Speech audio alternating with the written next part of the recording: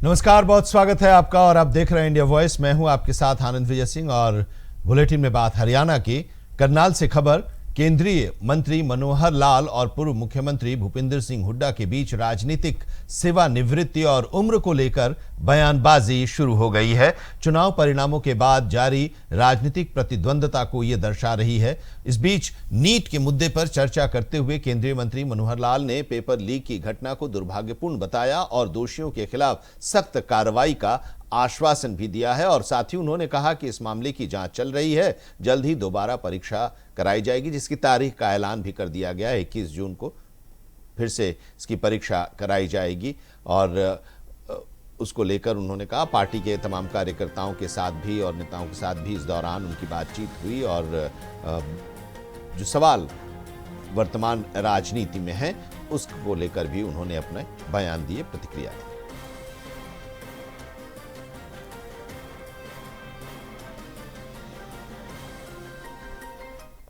विषय आते हैं, घटनाएं हो जाती हैं, दुर्घटना में बदल जाते हैं। वो अच्छा नहीं हुआ है, वो पहले भी अच्छा नहीं हुआ और आगे भी।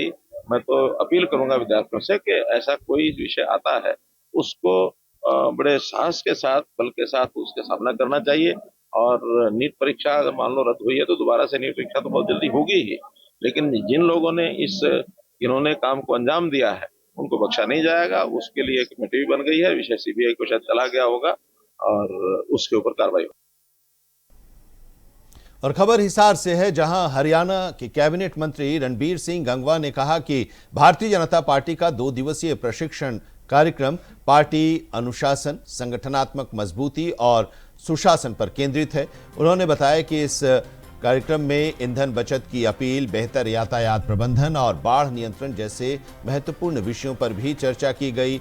उन्होंने बताया कि ऐसे प्रशिक्षण से कार्यकर्ताओं को सरकार की नीतियों और विकास की योजनाओं को बेहतर ढंग से समझने में मदद मिलती है और साथ ही ये भी जोर दिया कि जनहित से जुड़े मुद्दों पर प्रभावी क्रियान्वयन पार्टी की प्राथमिकता है।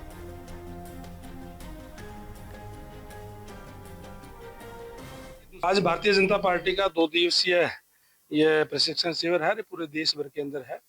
हमारे जो पार्टी के जो मंडल स्तर से लेकर के प्रदेश स्तर के जितने भी पदाधिकारी हैं वो सारे बैठ करके और सरकार की नीतियों पे, सरकार के जो कार्य कर रहे हैं उस पर चर्चा करते हैं। वहीं पार्टी के अंदर कैसे अनुशासित तरीके से चलना चाहिए, क्या क्या हमारी योजनाएं हैं, उन सब पे बैठ करके हमारे सारे कार्यकर्ता इकट्ठे बैठ करके लगातार 36 घंटे एक जगह रह करके उस पर चर्चा करने का काम जो है वो करते हैं। और भारतीय जनता पार्टी अनुशासन की पार्टी है, कार्यकर्ताओं की पार्टी है, इसीलिए ये पार्टी दूसरी पार्टियों से अलग है।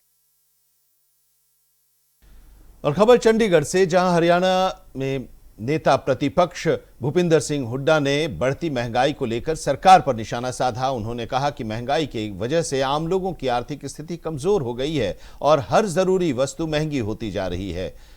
भूपिंदर सिंह हुड्डा ने आरोप लगाया कि किसानों को उनकी फसलों का उचित लाभ नहीं मिल रहा है, क्योंकि न्यूनतम समर्थन मूल्य यानी एमएसपी में केवल 3 से 4% की बढ़ोतरी की गई। महंगाई कई गुना बढ़ चुकी है। उन्होंने सरकार से मांग की है कि किसानों और आम जनता को राहत देने के लिए सरकार ठोस कदम उठाए। कॉस्ट ऑफ उस टाइम इलेक्शन थे, अभी तो क्या है, अभी तो ये कहते हैं ना पहला हुआ है और बढ़ाएंगे। महंगाई से जो लोगों की कमर तो टूट चुकी है, हर चीज महंगी है, लेकिन किसान की एमएसपी नहीं बढ़ाई 3-4% से ज्यादा। मतलब इन्फ्लेशन जितना हुआ है उतनी भी उसके एमएसपी नहीं बढ़ाई किसान की। ये किसान के साथ भी बड़ा भारी धोखा है।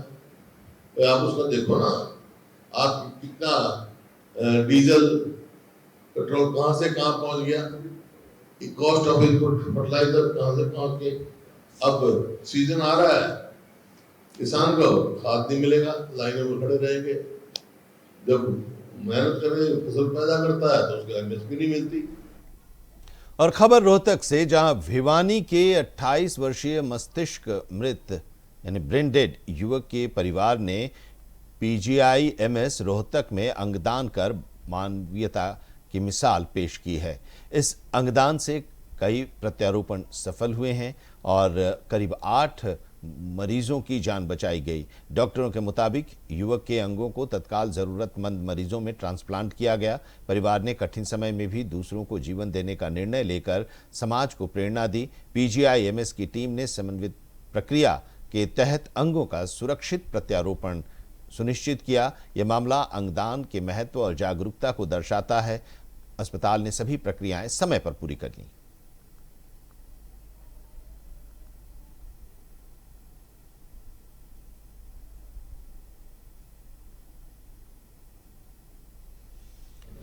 हरियाणा के यमुनानगर में राजकीय रेलवे पुलिस ने एक ऐसे व्यक्ति को पकड़ा है जो पैरों से लाचार है, लेकिन इसके बावजूद वो गांजे का सप्लाई करता था।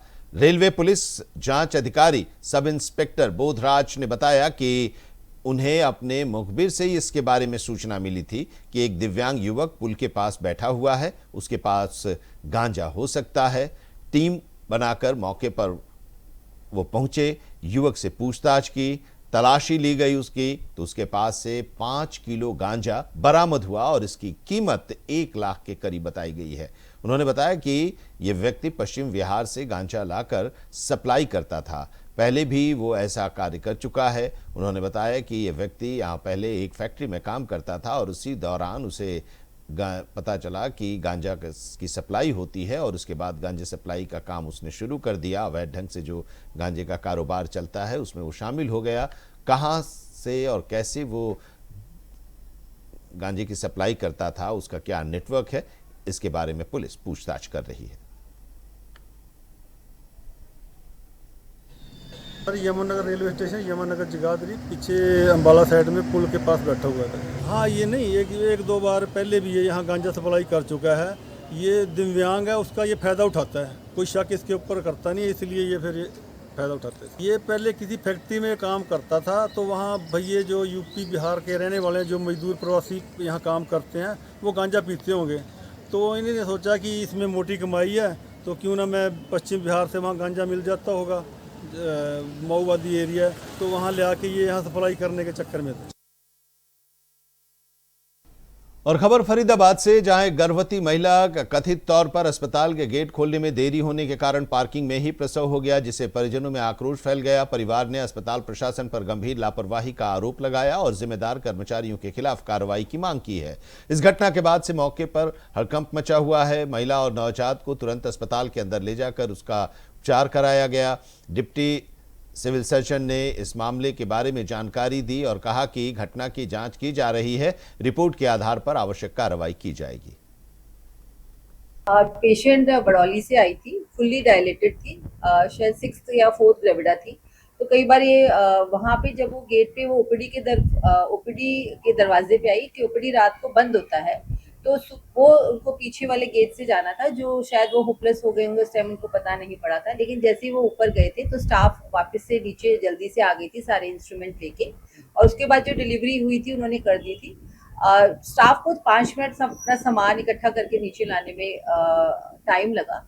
हाँ, ये दुर्भाग्यपूर्ण है कि उसकी डिलीवरी बाहर ही होगी, जो नहीं होनी चाहिए थी। भविष्य में हम ऐसी कोई गलती ना हो, इसके लिए हमने कई कदम आज उठाए हैं और आगे से हम ये आप सबको आश्वासन देते हैं कि ऐसा